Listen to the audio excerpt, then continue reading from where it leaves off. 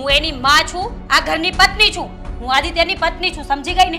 અત્યારે તું મારા ઘરમાં ઊભીને આ બધું બોલી રહી છે. અને બીજી વાત, તને છોકરીની એટલી બધી જ પડી હોત ને, લડાઈ કરવી હોત ને, તો ત્યારે જ કરવાની હતી. હવે આટલા વર્ષે શું કામ જાગી છે તું? ઈ મારો પ્રશ્ન છે. ઈ મને કહેવા વાળી તું કોણ? અને હશે તું આ ઘરની માલકીન, હશે આદિત્યની પત્ની પણ છોકરી છે ને ઈ મારી છે. જન્મ મેં એને આપ્યો છે, તે નહીં. છોકરી છે ને તારી એકની નથી, સમજી ગઈ ને? આદિત્યની દીકરી છે, આદિત્યનું લોહી છે. આજ સુધી મેં મારી દીકરીને મોટી કરી છે અને બસ દીકરી મોટી થઈ ગઈ ને એટલે હક લેવા આવી ગઈ છે.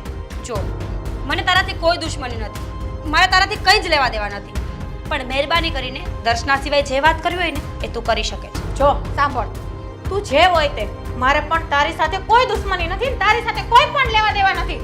દર્શના છે ને મારી દીકરી છે, મેં જન્મ આપ્યો છે, એટલે એ વાત તું ભૂલી જા કે તું એની માં છો. અને જો એટલો જ બધો તને નાના